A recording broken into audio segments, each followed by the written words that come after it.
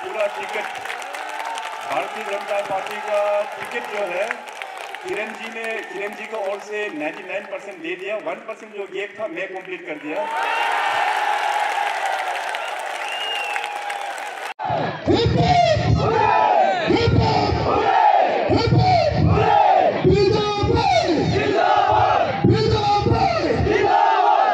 नमस्कार दर्शकों, फिर से आप सभी का स्वागत करती हूँ। इसमें मैं हूँ आपके साथ अमरदीप। तो मैं इस वक्त खड़ी हूँ रुंगुम जिली वेस्ट सियांग डिस्ट्रिक्ट अरुणाचल प्रदेश। तो आज यहाँ पे 31 आलो ईस्ट के एमएलए श्री केंतो जिली का ऐसे विधायक बनकर 4 साल कंप्लीट हो चुका है। तो इसके लिए एक शानदार कार्यक्रम आयोजित किया जा रहा है, जिसमें आज चीफ गेस्ट के तौर पर सीएम पेमा खांडू आने वाले हैं। उसके बाद केंतो कोर्नर में किरण रिजिजू, इसके बाद स्पेशल गेस्ट में अनंता नारायण मिश्रा आज यहाँ पे आने जा रहे हैं। तो देख सकते हैं, और यहाँ की ऑर्गेनाइजर टीम से ये पता चला है कि यहाँ पे आज 7,000 लोगों की बैठने की व्यवस्था कर गया है। इसके बाद लेकिन भी बताया जा रहा है कि इससे भी ज्यादा लोग आ सकते हैं। तो आज के इस पूरे कार्यक्रम को जानने के लिए हमारे साथ बने रहिएगा आम तक रे न्यूज में। बहुत बहुत धन्यवाद। आज के इस 31 आलो ईस्ट के पार्टी के इस कार्यक्रम में मंच में हमारे साथ उपस्थित अरुणाचल वेस्ट के सांसद जो कि दिल्ली में union minister for art sciences Shri Kiran Rijiju ji, राज्य सरकार में हमारा सहयोगी honourable minister industry Shri Tumke Bagra ji, यहाँ के स्थानीय विधायक और हमारे दोस्त श्री केंतो जिनी जी,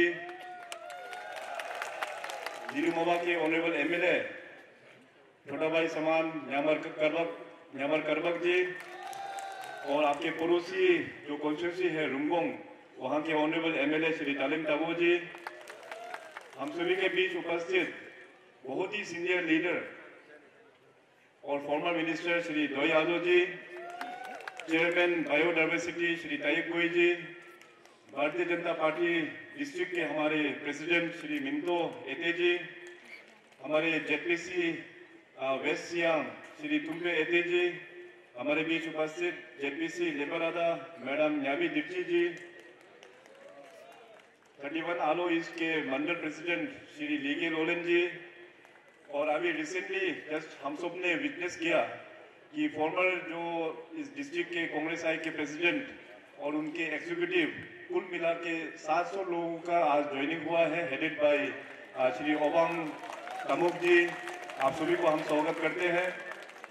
और इस इवेंट के ऑर्गेनाइजिंग चेयरमैन श्री जोमकिर नाहो जी, और हमारे बीजेपी वेस्ट सियांग के इंचार्ज श्री कलिंग पर्टिंग जी, यहाँ उपस्थित सभी जेपीएम्स, सभी ग्राम पंचायत लीडर्स, भारतीय जनता पार्टी के सभी कार्यकर्ता, और खास करके हमारे बीच उपस्थित हमारे गांगुरास, और हमारे बीच उपस्थित रिटायर्ड जितने भी जो ऑफिसर्स हैं, रिटायर्ड डिप्टी कमिश्नर है, रिटायर्ड डायरेक्टर्स है, रिटायर्ड पुलिस ऑफिसर्स लोग हैं, रिटायर्ड आर्मी का कर्नल साहब भी यहाँ पे मौजूद है, और मेरे आज के इस इवेंट में जो जितना भी जो पुनुंग पार्टी ने भाग लिया, और मीडिया के दोस्तों, आज के इस इवेंट में सबसे पहले तो आप सभी का बीच में यहाँ आने का बाद बहुत ढेर सारा प्रोजेक्ट्स का उद्घाटन हम लोग ने किया है। कुल मिला के 35 प्रोजेक्ट्स का उद्घाटन हुआ है, और 12 प्रोजेक्ट्स का फाउंडेशन स्टोन लेइंग हुआ है। तो कुल मिला के करीबन 150 करोड़ का लागत से अभी ये फंक्शन हम लोग ने इनॉग्रेशन एंड फाउंडेशन स्टोन हम लोग ने ले किया है। तो सबसे पहले तो सरकार की ओर से खास करके इस अपना 31 आलो ईस्ट, ये जितने भी इनॉग्रेशन हुआ, फाउंडेशन हुआ, ये केवल 31 आलो ईस्ट का ही है। तो सरकार की ओर से मैं इन सारा प्रोजेक्ट्स को 31 आलो ईस्ट के जनताओं को हम डेडिकेट करते हैं। आज वैसे जितना भी जो इस क्षेत्र का जो विकास करने में अपने यहाँ के जो स्थानीय विधायक श्री केंतो जिनी पिछले 4.5 साल से जो मेहनत करके आया है, आप सभी लोग गवाह हैं, आप सभी लोग विटनेस रह चुके हैं। किस प्रकार से वो अपना 10 ईयर 2019 ऑनवर्ड्स का जो जर्नी किया है, उसमें क्या क्या चेंजेस आया है, उसमें कुछ डिटेल और भी डिटेल हमारा किंतु जिनी साहब ने आप लोगों को बीच में रखा। तो इसमें अगर डिटेली बोलेंगे तो बहुत सारा टाइम भी लग जाएगा। तो मैं किंतु जिनी साहब को बताया हूँ कि इस बार का जो हम लोग स्टेटहुड डे सेलिब्रेट करेंगे, तो आपके क्षेत्र में जितना भी जो काम हुआ है पूरा बुकलेट में प्रिंट करके वो जनता को लेके दिखाना चाहिए। और उसको आगे बढ़ाने के लिए जितने भी आज यहाँ पे कार्यकर्ता, भारतीय जनता पार्टी के कार्यकर्ता यहाँ उपस्थित है, आप सभी का रिस्पॉन्सिबिलिटी है उस कार्य को और भी जनता तक लेके जाने के लिए। अभी अरुणाचल का जो पूरा विकास का जो बात है, अभी किरण जी भी यहाँ पे बैठे हुए हैं और उन्होंने भी अपने शब्दों में स्पीच में मेजरली उन्होंने कवर किया है। तो उसको मैं बताने से पहले, क्योंकि आज यहाँ पे काफी सीनियर अपना यहाँ पे लीडर्स लोग भी यहाँ पे हैं और रिटायर्ड ऑफिसर्स लोग भी यहाँ पे विराजमान है, तो देखिए कि हम लोगों का अरुणाचल प्रदेश और नॉर्थ ईस्ट 2014 से पहले क्या हालत था, उस हालत को हम लोगों को बैकड्रॉप में री इमेजिन हम लोगों को करना पड़ेगा। नहीं तो आज तो ये डेवलपमेंट जितना भी जो हो रहा है, हम लोगों को फर्क जो है वो महसूस हम लोग कर नहीं पाएगा। तो आप लोग सोचिए कि 2014 ऑनवर्ड्स माननीय प्रधानमंत्री नरेंद्र मोदी के एरा से पहले, उससे पहले हमारा नॉर्थ ईस्ट और अरुणाचल प्रदेश का क्या स्थिति था, हम लोगों का बहुत बुरा स्थिति था हम लोगों का। हमारे पास रोड सड़कें ठीक नहीं था, हमारे पास कम्युनिकेशन, डिजिटल कम्युनिकेशन बिल्कुल ना के बराबर था, एयर सर्विस बिल्कुल नहीं था, रेलवे सर्विस बिल्कुल नहीं था। हर एक क्षेत्र में इंफ्रास्ट्रक्चर हम लोगों का बहुत बिगड़ा हुआ इंफ्रास्ट्रक्चर था। इकोनॉमिक पॉलिसीज, हम लोगों का जो स्टेट का रेवेन्यू, बहुत हम लोगों का हालत खराब था। तो देखिए ये पूरा जो चेंज हुआ है 2014 ऑनवर्ड्स, 2014 के बाद में माननीय प्रधानमंत्री जो पूरे देशवासियों ने भारतीय जनता पार्टी को अपना मतदान देते हुए 2014 में पूरा हमारा बीजेपी का फुल फ्लेजेड गवर्नमेंट बनने के बाद तो जाके ये सब काम हुआ है। और माननीय प्रधानमंत्री जी एक ऐसा एक व्यक्ति है कि वो मुख्यमंत्री गुजरात बनने से भी पहले वो पार्टी का ऐसे कार्यकर्ता, वो भी पार्टी में ही काम कर रहा था। तो नॉर्थ ईस्ट का उन्होंने कई बार टूर कर चुका है। सो नॉर्थ ईस्ट का प्रॉब्लम, नॉर्थ ईस्ट का चैलेंजेस और हमारा नॉर्थ ईस्ट का पोटेंशियल भी माननीय प्रधानमंत्री जी को अच्छे से उनको पता है। तो इसलिए 2014 में वो जैसे ही प्रधानमंत्री बना तो सबसे पहले उन्होंने एक बड़ा रिफॉर्म उनका पॉलिसीज में लेके आया कि यूनियन मिनिस्टर्स का विजिट नॉर्थ ईस्ट में हर एक 15 दिन के अंतर्गत में ये करना है। तो तब से लेके अभी तक 2014 ऑनवर्ड से लेके अभी तक पूरा नॉर्थ ईस्ट और अरुणाचल प्रदेश में सेंट्रल मिनिस्टर्स का बहुत बड़ा यहाँ पे विजिट हुआ है, अलग अलग डिस्ट्रिक्ट्स में विजिट हुआ है। यूनियन मिनिस्टर्स का अपना राज्य में विजिट होने से उससे बड़ा एक इम्पैक्ट होता है। पहले जो कांग्रेस का जब सरकार था तो नॉर्थ ईस्ट के लिए यूनियन मिनिस्टर आता था, मगर केवल गुवाहाटी तक आके वो लोग फिर चला जाता था। और सभी अखबारों में अपने यहाँ स्टेट में भी जो अखबार जितने भी जो एजेंसीज है वहां में हेडलाइन होता था कि फलाना फलाना यूनियन मिनिस्टर नॉर्थ ईस्ट में आके गया। तो उन लोगों के लिए उस वक्त नॉर्थ ईस्ट जो है केवल गुवाहाटी ही हुआ करता था। और उस वक्त में जो मेंटेलिटी था ब्यूरोक्रेसी में भी, यूनियन गवर्नमेंट में, उन लोगों का भी सोच वही था कि नॉर्थ ईस्ट तो एक ही है, उन लोगों का कल्चर भी सेम है, भाषा भी सेम है, वो लोग सब एक ही टाइप का लोग वहां पे बैठा हुआ है, ऐसे सोच था। अभी सोचिए आजादी का बाद 75 साल हम लोग अभी इस बार हम लोग ने मना लिया है, तो करीबन 65 इयर्स का जो जर्नी रहा नॉर्थ ईस्ट के लिए, it was very tough. Arunachal तो बहुत ही टफ से गुजरा है हम लोग, क्योंकि मैं हमेशा कहता हूं कि अरुणाचल जो है नॉर्थ ईस्ट का भी नॉर्थ ईस्ट में है। We are the northern most with in the north east and also the eastern most अपना नॉर्थ ईस्ट में। तो अरुणाचल जो बहुत चैलेंजिंग स्टेट है। तो गवर्नमेंट ऑफ इंडिया का सही पॉलिसी नहीं होने के कारण, सही अप्रोच नहीं होने का कारण हम लोग का 65 इयर्स हम लोग नॉर्थ ईस्ट बहुत हम लोग झेलना पड़ा है। मगर इस जो प्रॉब्लम को माननीय प्रधानमंत्री ने बहुत करीब से उन्होंने महसूस किया। उन्होंने खुद यहाँ जो ऐसे कार्यकर्ता उन्होंने खुद जो टूर किया नॉर्थ ईस्ट में, उन्होंने देखा तो जाके 2014 ऑनवर्ड्स नॉर्थ ईस्ट का जितना भी समस्या था उसको एड्रेस करके अभी पूरा नॉर्थ ईस्ट और अरुणाचल प्रदेश अभी डेवलपमेंट की राह पर हम लोग बढ़ रहे हैं। तो उनका टेन्योर में आप देखिए कि अभी इतना बड़ा काम हुआ। हम लोग का अरुणाचल प्रदेश बहुत बड़ा एक स्टेट है, पूरा भूटान बॉर्डर, इसके बाद तिब्बत बॉर्डर से लेते हुए म्यांमार बॉर्डर, ईस्टर्न मोस्ट में नॉर्थ ईस्ट का सबसे बड़ा राज्य है। तो सबसे बड़ा प्रॉब्लम हम लोग का कनेक्टिविटी में होता है। कनेक्टिविटी में अभी बेसिकली अभी 4 टाइप का कनेक्टिविटी, रोड हो गया, digital connectivity, railway connectivity and air connectivity. तो चारों क्षेत्र जो कनेक्टिविटी में है, आप देखिए कि कौन सा कनेक्टिविटी में काम नहीं हुआ है अरुणाचल प्रदेश में। आप लोग बोलिए कौन से क्षेत्र में काम नहीं हुआ। किसी भी क्षेत्र में हम पूरा काम हम लोग ने करके अभी डिलीवरी हम लोग दे रहा है। अभी आज हम लोग बहुत बार जिक्र किया यहाँ आलोका रोड के बारे में, और किरण जी ने बहुत अच्छा से एक्सप्लेनेशन दिया है। 2015 में ट्रांस अरुणाचल हाईवे का सेक्शन तो पहले ही हुआ था, मगर उसमें फोकस वे में किस प्रकार से काम करना है, तो वहां से टेंडरिंग होके कॉन्ट्रैक्टर्स आना शुरू हुआ। मगर अनफॉर्चुनेटली यहाँ में गवर्नमेंट जो है एक मजबूत गवर्नमेंट नहीं होने का कारण से ये सब काम जो है डिले के ऊपर डिले, डिले के ऊपर डिले, ऐसे जगह हम लोगों को झेलना पड़ता था। अभी देखिए ईटानगर में जो होलोंगी एयरपोर्ट, दोनीपोलो एयरपोर्ट, वो देखिए 3 साल का हम लोग ने रिकॉर्ड टाइम में बना के अभी पब्लिक का सेवा में है वो अपना दोनीपोलो एयरपोर्ट। अभी एयरपोर्ट में पासीघाट एयरपोर्ट हो गया, उड़ान स्कीम से जुड़वा दिया, तेजू स्कीम उड़ान स्कीम से हम लोग ने जुड़वा दिया, मेचुका एयर स्ट्रिप हो गया, अपना आलोका ये एयर स्ट्रिप को बना दिया, जीरो जो है उड़ान स्कीम में हम लोग ने जुड़वा दिया, वहाँ वालोंग में एयर स्ट्रिप हम लोग ने बना दिया, विजयनगर में है, विजयनगर का एयर स्ट्रिप को भी हम लोग ने पूरा बना दिया है। तो इस प्रकार से अरुणाचल प्रदेश का जो एयरपोर्ट का जो नेटवर्क है वो काफी फैला हुआ है, और आने वाला दिनों में और 2 नया एयरपोर्ट अभी बनने वाला है। एक हो गया सुबनसिरी, 3 एयरपोर्ट, एक सुबनसिरी एरिया में, एक हमारा दिरांग एरिया में, और एक हो गया अन्य एरिया में।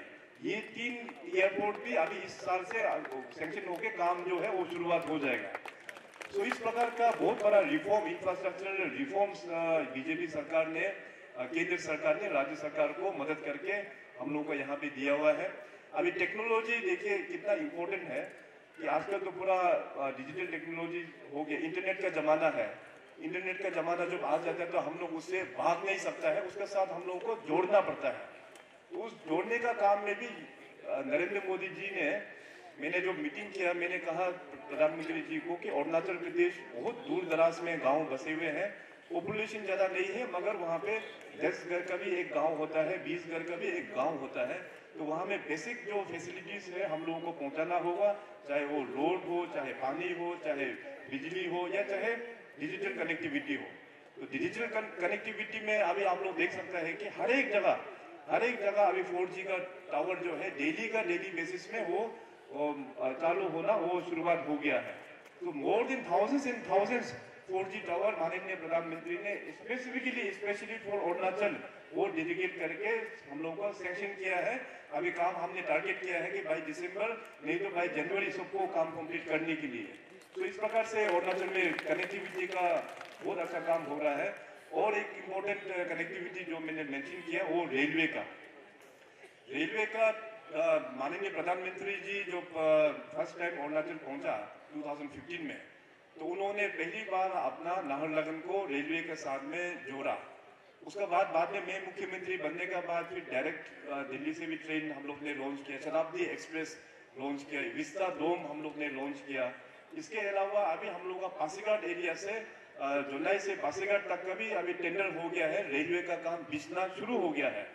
फर्दर पासीघाट से लेके हमारा परशुराम कुंड वहां तक का भी पूरा सर्वे का काम हो गया है, वो भी बहुत जल्दी सैंक्शन होके काम शुरुआत हो जाएगा। एंड मोर इंटरेस्टिंगली ये है कि हम लोग देखिए पहाड़ में जो लोग बैठते हैं, हम लोग कभी सोच भी नहीं सकता है कि हम लोगों का जगह में भी रेलवे का लाइन आएगा, मगर आने वाला दिनों में हम लोगों का जगह में भी रेलवे का लाइन पहाड़ों में भी आएगा। और खुशी का बात यह है कि रेलवे ने अभी आपका आलो तक का सर्वे अभी कंप्लीट कर दिया है। आने वाला दिनों में आपका यहाँ आलो में भी रेलवे का लाइन आएगा। यही नहीं बल्कि अभी सोचो तवांग जैसे जगह जो इतना ऊंचा है पहाड़, वहां में भी सर्वे का काम कंप्लीट हो गया है। आने वाला दिनों में भारतीय जनता पार्टी का रेल नेटवर्क उस तवांग जैसे जिले में भी पहुंचेंगे। तो इस तरह का बड़ा प्रोग्राम रखते हुए ये भारतीय जनता पार्टी सबका साथ, सबका विकास और सबको सबका प्रयास के साथ में इस देश को आगे बढ़ा रहा है। सो इस जो टेन्यूर जो है और अभी जो अच्छा दिन जो आया हुआ है, सो उस अच्छा दिन में हम लोगों को भी अच्छा से हम लोगों को अपना रिस्पॉन्सिबिलिटीज हम लोगों को निभाना होगा। हम लोगों को जानना होगा कि देखिए पॉलिसी मेकर्स लोग इम्पोर्टेंट होता है, वही हम लोगों का फ्यूचर गवर्नमेंट का पॉलिसीज किस प्रकार से हम लोग तय करते हैं। सो उस दौरान देखिए कि अभी जो किरण जी का जो सबसे पहले वो जो सांसद बना 2004 में ऑपोजिशन ही रहा, इसके बाद फिर 2014 में सेकेंड टाइम जो वो जो इलेक्ट हुआ तो जाके वो मंत्री का उनको दर्जा मिला। तो मंत्री का दर्जा मिलने के बाद यूथ एंड स्पोर्ट्स में वो एज इंडिपेंडेंट वहाँ पे काम किया और होम मिनिस्ट्री में भी वहाँ पे एज मिनिस्टर ऑफ स्टेट वहाँ पे काम किया। तो नरेंद्र मोदी साहब का डायनामिक्स देखिए, मैं थोड़ी देर पहले जो बताया कि नॉर्थ ईस्ट का प्रॉब्लम्स को वो समझता है। तो अभी देखिए कि नॉर्थ ईस्ट से हमारा यूनियन मिनिस्ट्री में यूनियन मिनिस्टर ने 5 लोगों को वहाँ पे जगह दिया हुआ है। 2 कैबिनेट मिनिस्टर जिसमें से एक अपना किरण जी है और 3 मिनिस्टर ऑफ स्टेट। और ना ये अपना देश का पॉलिटिकल हिस्ट्री में, कंट्री का पॉलिटिकल हिस्ट्री में आज तक नॉर्थ ईस्ट से 5 यूनियन मिनिस्टर्स कभी नहीं बना। नरेंद्र मोदी जी ने इसलिए बनाया ताकि नॉर्थ ईस्ट का जो विकास होना है उसको गति देने के लिए, उसको स्पीड देने के लिए नॉर्थ ईस्ट से 5 मिनिस्टर्स बनाया और किरण जी को कैबिनेट बनाया वहां पे।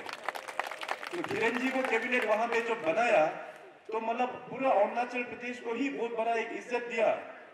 पॉलिटिकली देखा जाए तो हमारे पास लोकसभा में केवल 2 ही एमपी है, अरुणाचल ईस्ट, अरुणाचल वेस्ट। लोकसभा में 2 ही एमपी है। ऐसे बहुत सारा प्रदेश है जो 10 से भी अधिक एमपी वाला बहुत सारा प्रदेश है, लेकिन वहां में यूनियन मिनिस्टर का दर्जा, कैबिनेट का दर्जा नहीं देते हुए अरुणाचल को दिया, वो भी किरण जी को दिया। तो इसका मतलब अरुणाचल का जो भी जो चैलेंजेस है वो भारत सरकार में पहुंचना चाहिए। वो प्रॉब्लम जो कैबिनेट मीटिंग जो होता है तो उस कैबिनेट मीटिंग में अरुणाचल और नॉर्थ ईस्ट का जो प्रॉब्लम को बोलने के लिए तो अपॉइंटमेंट किया है। तो इसलिए हम लोगों को क्लैरिटी होना बहुत जरूरी है, खास करके यहाँ आलो एरिया में। और गालो समाज तो बहुत ही एजुकेटेड है, आप लोगों को वैसे समझाना जरूरत तो नहीं है, आप लोग जानते हैं ये सारा बातों को कि हाउ दिस सिस्टम फंक्शंस। सरकार में स्टेट में होता है चीफ मिनिस्टर, यहाँ से जो भी होता है चीफ मिनिस्टर का अंतर्गत में होता है। यहाँ से चीफ मिनिस्टर रिकमेंडेशन करके बड़ा स्कीम्स हो, जो भी हो, स्टेट का जो भी समस्या है उसको केंद्र सरकार में रिकमेंड चीफ मिनिस्टर का माध्यम से दिल्ली भेजता है। और दिल्ली में वहां पे सांसद एमपीस लोगों का रिस्पॉन्सिबिलिटी होता है कि उसको मिनिस्ट्री में जहाँ जाके ऑफिसर्स को समझाना हो, वहां का यूनियन मिनिस्टर कलीग्स लोगों को समझाना हो, तो जाके अगर बड़ा फैसला का जरूरत है तो उसको फिर मैटर को यूनियन कैबिनेट में लेके जाता है। तो यूनियन कैबिनेट में जाके चर्चा होने के बाद तो जाके स्कीम्स को पास करके हमारे पास स्टेट में आता है। तो इस सारा जो वर्किंग जो सिस्टम में एसएन एमपी और एमपी से भी बड़ा दर्जा एसएन यूनियन मिनिस्टर और वो भी कैबिनेट, ये देखिए अरुणाचल के लिए बहुत इंपॉर्टेंट हम लोगों का एक मौका मिला है हम लोगों को। तो इसीलिए किरण जी का जो योगदान है, स्पेशली 2014 ऑनवर्ड्स जो माननीय प्रधानमंत्री जी का साथ में उन्होंने जो चल के अरुणाचल प्रदेश और नॉर्थ ईस्ट और बाकी देश का अन्य राज्यों में भी उनका बहुत अच्छा कंट्रीब्यूशन एक रहा है। एक छोटा सा एग्जाम्पल मैं आप लोगों को बताएगा। जो वो स्पोर्ट्स मिनिस्टर था उससे पहले अपना देश का स्पोर्टिंग की दुनिया में देश का भी लेवल जो है काफी लो हुआ करता था। अरुणाचल का भी आप लोग साथ में कंपेयर कीजिए, अरुणाचल का भी स्पोर्टिंग क्षेत्र में स्टेट पूरा देश में सबसे लोएस्ट परफॉर्मिंग हुआ करता था। तो वो Kiran ji union minister for sports बनने के बाद खेलो इंडिया का अंतर्गत इसके बाद स्पोर्ट्स के जितने भी जो पॉलिसीज है, सेंटर ऑफ एक्सीलेंस अरुणाचल को देना शुरू किया। बहुत जगह हम लोग ने इंफ्रास्ट्रक्चर बना पाया और पूरे देश में देखिए कि स्पोर्ट्स मिनिस्ट्री में उन्होंने जो स्पोर्ट्स पर्सन लोगों को मनोबल को जो ऊंचा किया है, जितने भी जो स्पोर्ट्स एसोसिएशन है उसको फिर गाइडेंस देते हुए, अपना ओलंपिक एसोसिएशन ऑफ इंडिया का साथ में कोलैबोरेट करते हुए आज देखिए देश में भी हम लोगों का स्पोर्टिंग क्षेत्र जो कितना ऊंचा हो गया है। ओलंपिक्स में रिकॉर्ड मेडल हम लोग ने लेके आया है, पैरालंपिक्स में भी हम लोग ने रिकॉर्ड मेडल लेके आया है, एशियन गेम्स में भी हम लोग ने रिकॉर्ड मेडल लेके आया हुआ है। तो इस प्रकार का चेंजेस, इनका कंट्रीब्यूशन जो है वो पूरा स्पोर्टिंग क्षेत्र के जितने भी जो खिलाड़ी है, जितने भी जो एसोसिएशन है, हमेशा याद करते हैं। अरुणाचल में भी देखिए कि आज स्पोर्टिंग क्षेत्र में हम लोग नंबर 3 में है नॉर्थ ईस्ट। रिसेंटली जो नेशनल गेम्स जो खत्म हुआ गोवा में, वहाँ में स्टेट कुल मिला के हम लोगों को 13 मेडल्स मिला है।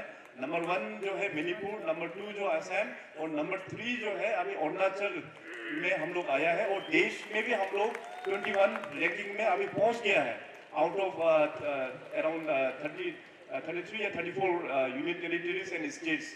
तो हम लोगों का रैंकिंग अभी 21 में आ गया है। तो इस प्रकार से धीरे धीरे अरुणाचल में अभी हम लोगों का सुधार जो है वो आ रहा है। तो द फ्यूचर ऑफ अरुणाचल ये इम्पोर्टेंट है, अभी नया चैप्टर हम लोगों को कैसा लिखना है। अभी 2024 का इलेक्शंस तो आने वाला है। 2024 का इलेक्शन पूरा तय है कि दोबारा पूरा देश के लोग ने मन बना लिया कि नरेंद्र मोदी जी को ही प्रधानमंत्री बनना है और सत्ता में अपना भारतीय जनता पार्टी को ही आना है केंद्र में। This is an open secret, ये एक ओपन सीक्रेट है। तो अभी अरुणाचल और नॉर्थ ईस्ट का भी इसमें क्या रोल होना चाहिए, तो इसमें देखिए अभी अपना अरुणाचल कॉन्टेक्स्ट में मैं ज्यादातर बात शेयर करूंगा आप सभी का। तो अरुणाचल कॉन्टेक्स्ट में आप सब लोग जानते हैं कि जैसे मैंने बताया कि बहुत बड़ा राज्य है और हमारे यहाँ में बहुत सारा ट्राइब्स भी बसे हुए हैं। हम लोग सोचते हैं कि अरुणाचल उतना कॉम्प्लिकेटेड स्टेट नहीं है, but it is a very complicated state. अलग अलग ट्राइब्स बसे हुए हैं, अलग अलग रीजन का चैलेंजेस अलग अलग है। जैसे यहाँ आलो का जो चैलेंजेस जो है, वहाँ तकसीम का चैलेंज अलग होगा। वहाँ जैसे अभी नामसाई का जो चैलेंजेस है, यहाँ का चैलेंजेस अलग होगा। हमारा तवांग का जो है वो चैलेंजेस टोटली अलग होगा। और हर एक जगह ट्राइब्स अलग अलग बैठा हुआ है और सभी ट्राइब्स का पल्स भी अलग अलग होता है। सोचने का ढंग, काम करने का ढंग भी अलग अलग होता है। तो इन सारा चीज को जोड़ के आगे लेके जाने के लिए मैंने डे 1 को ही कहा कि ये प्रदेश को आगे बढ़ा पाने से केवल भारतीय जनता पार्टी ही बढ़ा पाएगा, भारतीय जनता पार्टी ही बढ़ा पाएगा। ये ऑलरेडी मैंने बोल के रखा हुआ है। क्योंकि हम लोग देखिए आफ्टर इंडिपेंडेंस या जब से 1972 से यूनियन टेरिटरी का जर्नी हम लोग ने जब स्टार्ट किया, सो तब से लेके मेजरली 95% जितने भी अरुणाचल में जो गवर्नमेंट रहा वो कांग्रेस का ही गवर्नमेंट रहा। और आज यहाँ में जितने भी जो लोग आए हैं, वंस अपॉन अ टाइम सभी कांग्रेस में ही था, हम लोग सभी कांग्रेस में ही था। तो कांग्रेस का वर्क कल्चर जो है हम लोग अच्छे से देखा हुआ है। आप सबको पता है कि मैं एक्टिव पॉलिटिक्स में 2011 को ही हमने ज्वाइन किया, हमारा पिताजी स्वर्गवास होने के बाद। तो ज्वाइन करके मैं एक्टिव पॉलिटिक्स में आने के बाद कांग्रेस का जो है मैं अंदर से ही देखा कि उसमें तो अरुणाचल और नॉर्थ ईस्ट को एक मनी मिंटिंग स्टेट बना के वो लोग ने रखा। अरुणाचल और पूरा नॉर्थ ईस्ट में स्कीम वहां से सैंक्शन करने के लिए भी यहाँ से पैसा पहले लेके पहुंचाना पड़ता था, तो भी जाके स्कीम्स वहां से आता था। सो ये जो कल्चर जो है वो कब तक हम लोग सस्टेन कर पाएगा। तो जाके मैंने कहा कि कांग्रेस और हमारा तालमेल जो है अभी नहीं बनेगा। इसीलिए मैंने कांग्रेस का अंदर ही हम लोग ने विरोध किया और मैंने कांग्रेस मिनिस्ट्री से मैंने रिजाइन भी किया। आप सबको अगर याद है तो कांग्रेस में मैं मिनिस्टर था, मैंने रिजाइन भी कर दिया था, मैंने छोड़ दिया था मैंने। क्योंकि कांग्रेस ने इतना साल संभाला और दिल्ली से जो अप्रोच है वो बात नहीं बनता था। उसमें अपना लीडर्स लोगों का गलती नहीं है, गलती है तो केंद्र का जो लीडर्स है उन लोग ने सही रास्ता गाइडेंस दे के किस प्रकार से काम होना चाहिए, जैसे अभी किस प्रकार से हम लोगों का जो वर्क कल्चर है उसी प्रकार से उन लोगों को गाइडेंस अगर हम लोगों को पहले मिलता तो हमारा जितने भी जो फॉर्मर लीडर्स लोग भी अच्छा परफॉर्म करता। तो कभी कभी मैं सोचता हूँ कि मैं सही टाइम में ऐसे मुख्यमंत्री का रूप में बनने का अवसर मिला जिस वक्त हमारा प्रधानमंत्री नरेंद्र मोदी जी है और जिस वक्त भारतीय जनता पार्टी अभी पूरे देश को चला रहा है। ऐसा अपॉर्चुनिटी शायद आज से 30 इयर्स पहले अरुणाचल को मिलता। आज से 30 इयर्स पहले केंद्र का जो प्रधानमंत्री और जितने भी जो यूनियन मिनिस्टर्स और ऑफिसर्स लोग इस तरह से अप्रोच रखता हमारा नॉर्थ ईस्ट बहुत पहले से ही आगे चला जाता। मगर अनफॉर्चुनेटली इस प्रकार का अप्रोच नहीं होने का कारण से हमारे यहाँ के भी जितने भी जो फॉर्मर लीडर्स हैं, फॉर्मर सीएम्स हैं, वो लोग परफॉर्म कर नहीं पाया। क्योंकि मैक्सिमम जो पैसा होता है वो दिल्ली से ही आना पड़ता है, यूनियन से ही आना पड़ता है। इसलिए यहाँ पे उस लेवल का परफॉर्मेंस अनफॉर्चुनेटली वो लोग भी यहाँ पे दिखा नहीं पाया। मगर now we are very fortunate कि दिल्ली में अच्छा एक प्रधानमंत्री मिला है जो हर एक चीज को इमीडिएटली अप्रूव करके भेजता है। तो अभी हम लोगों का वही मैं बोल रहा था कि अरुणाचल कॉन्टेक्स्ट में हम लोगों का आगे का जर्नी किस प्रकार से हम लोगों को मिलके तय करना है। सो टीम अरुणाचल का मैंने ऑलरेडी आप लोगों को बोला है कि we should contribute in making our own state. अपना अपना चाहे जो भी कार्य हम करते हैं, चाहे बिजनेसमैन क्यों ना हो, गवर्नमेंट एम्प्लॉइज है, सोशल वर्कर क्यों ना है, हर एक अपना रिस्पॉन्सिबिलिटीज को एक अच्छा से निभा के अगर हम लोग काम करेंगे तो ये प्रदेश जरूर आगे जाएगा और आगे गया भी है। तो 24 इलेक्शंस के बाद में तो और भी हम लोग यहाँ पे डबल स्पीड अभी मारने के लिए मैंने पूरा रोड मैप बना के रखा हुआ है। 24 के बाद में प्लानिंग में एक बड़ा प्रोसेस में अभी चेंज करने वाला हूँ। प्लानिंग प्रोसेस में हर एक कॉन्स्टिट्यूंसी को डायरेक्ट चीफ मिनिस्टर्स का जो डैशबोर्ड होता है वहां से मॉनिटर किया जाएगा। जैसे मैंने बोला है कि आपका 31 आलो ईस्ट का जो चैलेंजेस है, आपका पड़ोसी जो कॉन्स्टिट्यूंसी है 27 जीरो मोवा वहां से अलग है। आपका पड़ोसी जो आलो वेस्ट है 30 आलो वेस्ट है, उसका चैलेंजेस अलग है।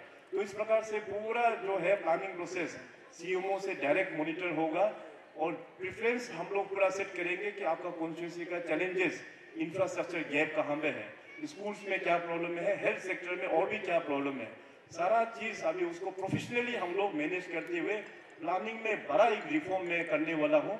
और जब ये रिफॉर्म होने का बाद तो आप लोग देखिए कि अरुणाचल प्रदेश का अभी जो स्पीड है वो दुगुना तिगुना और उसके बाद 4 टाइम्स स्पीड से हम लोग आगे लेके जा पाएगा। सो उस आगे लेके जाने में तो हम लोगों को एज एन टीम एकजुट होकर हम लोगों को काम करना पड़ेगा। तो आज मैं यहाँ पे जो बैठा था तो मैं चिंतो जिनी साहब को बोल रहा था कि हमारा जो कर्नल गुमसोल अंगू साहब है, उनका बगल में जो बेटा है अपना पुराना कांग्रेस लीडर अपना मिंकिल लोलेन साहब जैसे एक देख रहे हैं, वो है क्या बोल के पूछा तो उन्होंने बताया कि हाँ मिंकिल लोलेन साहब भी अभी कुछ ही महीना हो गया यहाँ ज्वाइन हो गया। तो इस प्रकार का now the politics we have to change. Politics जो है it should be based on performance. BJP का जो कल्चर है वो मनी कल्चर नहीं होता है। बीजेपी का जो पॉलिटिक्स का जो कल्चर है, पॉलिटिक्स जो है वो परफॉर्मेंस के आधार पर हम लोग पॉलिटिक्स खेलते हैं। और जिस प्रकार से अभी किंतो जिनी साहब 31 आलो अपना ईस्ट के 2019 में आप सभी लोग ने मिलकर अनकॉन्टेस्ट करके यहाँ से भेजा। एंड लास्ट 4.5 years में उन्होंने इतना काम किया आलो का पूरा नक्शा ही बदल दिया। हमको याद है कि मैं मुख्यमंत्री बनने के बाद शायद 2017 में मैं शायद यहाँ पे टूर में आया था कुछ फंक्शन के लिए। तो उसमें अपना फॉर्मर मिनिस्टर एक अपना दोयादव साहब भी था और दूसरा फॉर्मर मिनिस्टर अपना किंतो एते साहब वो दोनों था। तो हमको बोला है कि मैं तो इन लोगों का बेटा जैसे ही हूँ, तो बोला बेटा आप हमारे साथ कॉलोनी पूरा चलो। तो मैं बोला कि सुबह मैं ऑलरेडी वॉक करके आया हूँ, तो दोनों का परेशान होता है कि कॉलोनी इतना रोड ठीक नहीं है, हमारे वहाँ कीचड़ ही कीचड़ है। तो मैं ऑलरेडी सुबह में वॉक करके पूरा कॉलोनी को हमने देखा कि हालत खराब था आप लोगों के यहाँ पे, पूरा आलो टाउनशिप का भी आप लोगों का यहाँ में भी कॉलोनी में ढंग का रोड नहीं है, इतना गंदा कीचड़ से भरा हुआ। मैंने अपना स्पीच में भी जिक्र किया था, वो उस वक्त अगर आप लोग आर्काइव्स में होगा तो आप लोग देख भी सकते हैं। तो मैंने कहा कि आने वाला दिनों में इन सारा जो गंदगी है, सड़कों में जो भी प्रॉब्लम है, सब हम लोग ठीक करेंगे। इसके बाद फिर 2019 ऑनवर्ड्स किंतो जिनी साहब बन के आने के बाद इन्होंने फिर उस गति में बहुत ज़्यादा साथ देते हुए डिपार्टमेंट का साथ में मिलकर तो अपना यहाँ में बहुत अच्छा प्रोग्रेस यहाँ पे किया है। और आपके इस 31 आलो ईस्ट में लगभग 99% जितने भी कॉलोनी का रोड्स अभी ठीक हो गया है। 1% या 2% जहाँ भी कमी होगा वो भी हम लोग ठीक कर देंगे। ये भी हम एडिशनली आप लोगों को एश्योरेंस भी करते हैं। अभी फ्यूचर रोड के बारे में मैंने प्लानिंग का ब्रॉडली आपको बताया। और देखिए फ्यूचर रोड जो है हम सभी अरुणाचली लोगों का, ये तब तक ठीक नहीं होगा जब तक हम लोग करप्शन को सिस्टम से नहीं हटाएगा। करप्शन को सिस्टम से हटाना ये बहुत ही जरूरी है। अभी देखो पुराना जो कांग्रेस का मेंटेलिटी जो है, सरकारी इंस्टीट्यूशंस में सरकारी कर्मचारियों में अभी भी वो थोड़ा सा छाया हुआ है। उसको मैं हमेशा लोगों को बोलता हूँ, खास करके सरकारी कर्मचारी लोगों को।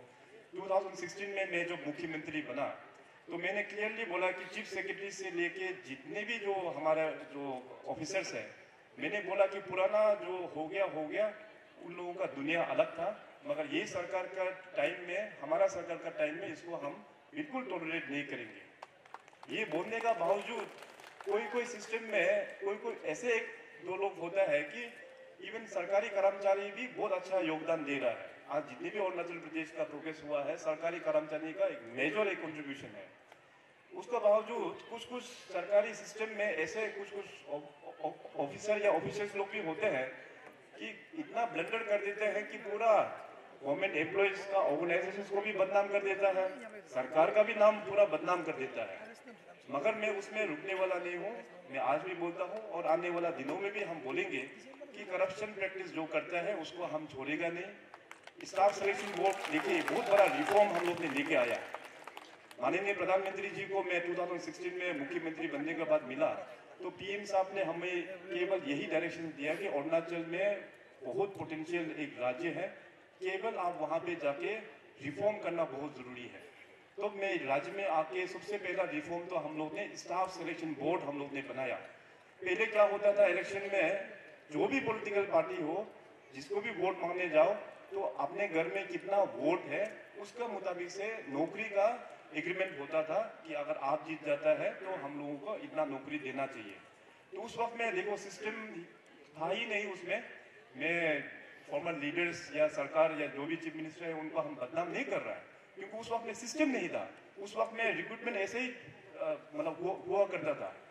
तो हमने कहा 2016 में कि इसको अभी हम लोगों को बंद करना चाहिए, क्योंकि गवर्नमेंट जॉब में हम लोगों को मेरिट बेसिस में अपॉर्चुनिटी देना चाहिए।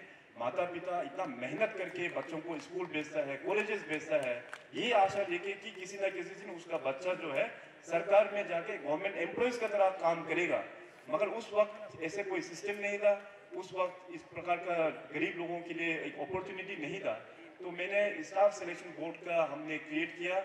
अभी आज देखिए स्टाफ सिलेक्शन बोर्ड जो है पूरा मेरिट बेसिस में वो लोगों को नौकरी मिल रहा है।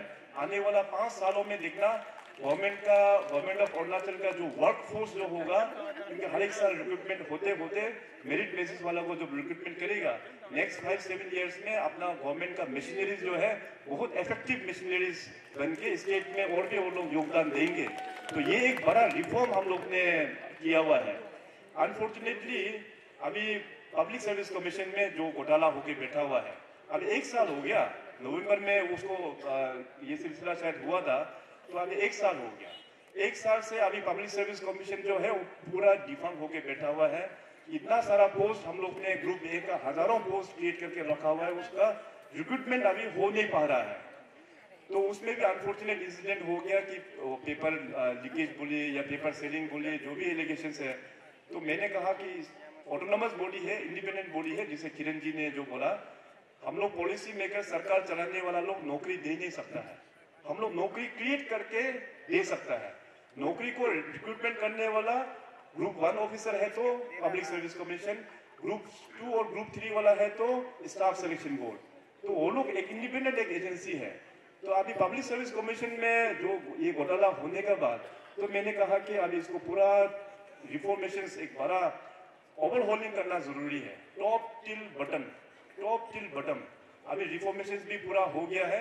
अभी एक छोटा सा मैटर को लेके गुवाहाटी हाईकोर्ट में ये मैटर जो पेंडिंग है, तो बहुत जल्दी शायद ऑनरेबल गुवाहाटी हाईकोर्ट अपना जजमेंट प्रोनाउंस कर देंगे।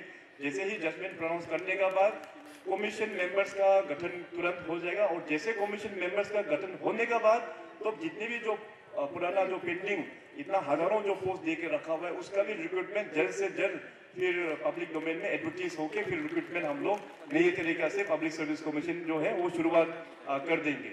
तो इस दौरान जो भी लोग वहाँ पे जिनका उसमें पकड़ा गया उन सबको हम लोग अभी एक्शन ले रहा है। उसमें पब्लिक के ओर से भी डिमांड आया, क्योंकि लोग इनोसेंट लोग इतना मेहनत से पढ़ाई कर रहा है, वाइवा तक पहुंच जाता है, नहीं मिलता है, सेकंड टाइम वाइवा में पहुंच जाता है, फिर नहीं मिलता है। डेफिनेटली दिल में तो एक गुस्सा होगा, उसको हम लोग मानते हैं, इज्जत करते हैं। तो बहुत सारा डिमांड आया, बोला सीबीआई को लेके आओ, सीबीआई को लेके आओ, बोला सीबीआई को लेके आया, ईडी को लेके आओ, बोला ईडी को भी लेके आया। और इसको क्या क्या उसमें बहुत सारा उसमें कोर्ट मॉनिटर्ड इसमें इन्वेस्टिगेशन होना चाहिए, कोर्ट मॉनिटर फॉर्मर जज लोगों को भी वहाँ पे बना दिया।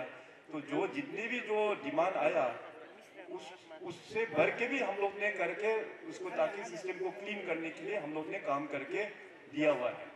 अभी आप देखिए डायनामिक्स, एक तो हो गया कि एपीसीएस का ऑलरेडी 1 साल से ये प्रॉब्लम चल रहा है, एक्शन भी लिया जा रहा है। इसका बावजूद भी अभी कल परसों आप लोग ने देखा होगा न्यूज में, एजुकेशन डिपार्टमेंट में मोर देन 250 टीचर्स, एलडीसीज और एमटीएस को हम लोग ने टर्मिनेट कर दिया। मोर देन 250, 250 से भी अधिक। इतना चीज सामने में हो रहा है, उससे लेसन नहीं सीख रहा है, उसका बावजूद भी अंदर अंदर फिर घोटाला कर रहा है। तो इस प्रकार से अपना स्टेट नहीं चलेगा भाई। तो अभी 250 illegally appointed teacher, LDC, UDC और एमटीएस, मोर देन 250 को एजुकेशन डिपार्टमेंट में हम लोग ने एसआईसी को लगा के पूरा टर्मिनेट कर दिया है। जो लोग इन्वॉल्व है उसको भी हम लोग छोड़ेंगे नहीं, जो लोग भी इन्वॉल्वमेंट है। देखो भाई, अपना प्रदेश को आगे बढ़ना है तो सबसे पहले ये करप्ट प्रैक्टिस, करप्ट मेंटेलिटी को हम लोगों को छोड़ना पड़ेगा। जब तक ये करप्ट प्रैक्टिस जो होगा साथ में, ये प्रदेश जो है आगे बढ़ नहीं पाएगा। इसलिए टीम अरुणाचल का सरकार जो है, हम लोग बहुत टफ डिसीजन भी लेते हैं जनता का हित के लिए। आने वाला दिनों में और भी हम लोग रिफॉर्मेशन करेंगे। बेसिकली अभी किरण जी ने जो बताया कि 24 के बाद में केंद्रीय सरकार का भी जो फोकस होगा, it will be on the focus of ease of living and happiness index. उसको आधार पर हम लोग का यहाँ पे अभी एम्प्लॉयमेंट जनरेशन के ऊपर में काम होगा। इसका बाद खास करके महिलाओं लोगों को और भी किस प्रकार से सक्षम बनाना है, उस आधार पर अभी काम हो रहा है। आप सभी को पता है कि सेल्फ हेल्प ग्रुप का मूवमेंट जो हम लोग ने 2016 ऑनवर्ड जो शुरुआत किया, आज अरुणाचल प्रदेश में कुल मिला के 85,000 वुमेन्स पूरा सेल्फ हेल्प ग्रुप का माध्यम से एसएचजीज और इसके बाद सीएलएफ और पीएलएफ के माध्यम से उसमें जुड़ चुका है। बैंकिंग लिंकेज के माध्यम से उन लोगों को मदद हम लोग पहुंचा पा रहा है। स्टेट से बहुत बड़ा सपोर्ट अपना एसएचजीज लोगों को दे रहा है। और एक अच्छा बात है, खास करके अपना यहाँ आलो आप सभी लोगों के लिए, अभी रिसेंटली कुछ ही दिन पहले हमारा जो दुबई में जो कंपनी है, दुबई बेस्ड कंपनी, उनका साथ में अपना एग्रीकल्चर मार्केटिंग बोर्ड का 5 साल का हम लोग ने एग्रीमेंट साइन कर दिया है। अभी 5 साल में जो मिडिल ईस्ट कंट्रीज होता है, दुबई और अन्य जितने भी जो कंट्रीज है, वहां में अरुणाचल प्रदेश से अपना हॉर्टिकल्चर और एग्रीकल्चर ये डायरेक्ट एक्सपोर्ट होके अभी दुबई जाएगा, अभी दुबई जाएंगे। तो अभी हमारा जो अरुणाचल में मार्केटिंग बोर्ड है, और आपके यहाँ डिप्टी कमिश्नर अभी एक मैडम को भेजा है, IAS वो गए हैं, तो उनके माध्यम से मार्केटिंग बोर्ड का साथ में फार्मर्स का टाई अप करके एक ऑर्गेनाइज वे में यहाँ से अभी एक्सपोर्ट हम लोग करेंगे दुबई में। सो इस प्रकार से अभी हमारे यहाँ का जो प्रोड्यूस है, क्योंकि अवेलेबल मार्केट तो हमारे यहाँ नहीं है, तो उसको हम लोग बाहर ही बेचना पड़ेगा। तो इस प्रकार का हम लोग ने पॉलिसीज प्रोग्राम जो है हम लोग ने ये बनाया हुआ है। तो आज क्योंकि किरण जी हम लोगों को फिर वापस ईटानगर भी लौटना है, क्योंकि कल फिर कॉन्स्टिट्यूशनल डे है, वहाँ असेंबली में फंक्शन अटेंड करना है। तो आज 24 का जो जर्नी है अपना वेस्ट सियांग डिस्ट्रिक्ट का, आज क्योंकि 31 आलो ईस्ट के सभी यहाँ पे कार्यकर्ता और सभी सीनियर लीडर्स लोग भी यहाँ पे बैठा हुआ है। देखो, इसमें कॉन्सेप्ट जो है बहुत क्लियर होना है, बहुत क्लियर होना है। और मैं भी देखिए जो भी है एकदम क्लैरिटी के साथ में चलने वाला हूँ। लोगों को हम कन्फ्यूजन में हम रख के सरकार नहीं चलाता है, पूरा क्लैरिटी के साथ में सरकार चलाता हूँ। अभी अपना किंतो जिनी साहब, एडवोकेट किंतो जिनी साहब बहुत यंग है। इनका परफॉर्मेंस आप लोग ने 4.5 साल आप लोग ने आजमा के देखा है। इनका परफॉर्मेंस, पार्टी भी इसका परफॉर्मेंस किस प्रकार से है, हर एक एमएलए कॉन्स्टिट्यूंसी और पार्टी भी मॉनिटर करते हैं, और चीफ मिनिस्टर ऑफिस से भी हम लोग मॉनिटर करते हैं। और साथ साथ दिल्ली का जो पार्टी है वो भी मॉनिटर करते हैं कि एमपी का परफॉर्मेंस कैसे है, एमएलए लोगों का परफॉर्मेंस कैसे है, मिनिस्टर्स लोगों का परफॉर्मेंस कैसे है, और मुख्यमंत्री का परफॉर्मेंस कैसा है। इस पार्टी में पूरा जैसे आर्मी और पुलिस में जो एसीआर टाइप का ही होता है कि आपका परफॉर्मेंस के मुताबिक ही आपको मौका दिया जाता है। तो इसलिए हमारा यहाँ ये वेस्ट सियांग में 31 आलो ईस्ट में पूरा बिल्कुल कंफ्यूज नहीं होना है। 24 में भी पूरा टिकट, भारतीय जनता पार्टी का टिकट जो है किरण जी को ओर से 99% दे दिया। 1% जो गैप था मैं कंप्लीट कर दिया।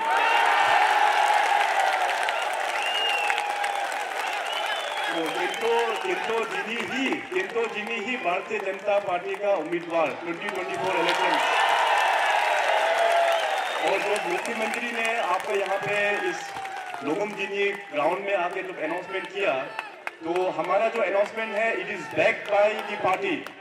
हमारा जो टिकट का अनाउंसमेंट है पार्टी से भी बैक किया हुआ है।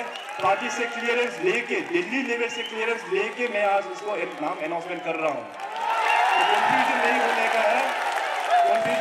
का है। केवल मैं आप सभी को यही रिक्वेस्ट करेंगे, आज यहाँ पे अपना बीच में आलो ईस्ट के गुमिन येगो ग्रुप भी यहाँ पे मौजूद है और साथ साथ में मिशन 2024 का मेंबर्स लोग भी यहाँ पे मौजूद है और यंग स्टार्स के ग्रुप का लोग भी यहाँ पे उपस्थित है और गस्तोपो 31 मेंबर्स भी यहाँ पे मौजूद है।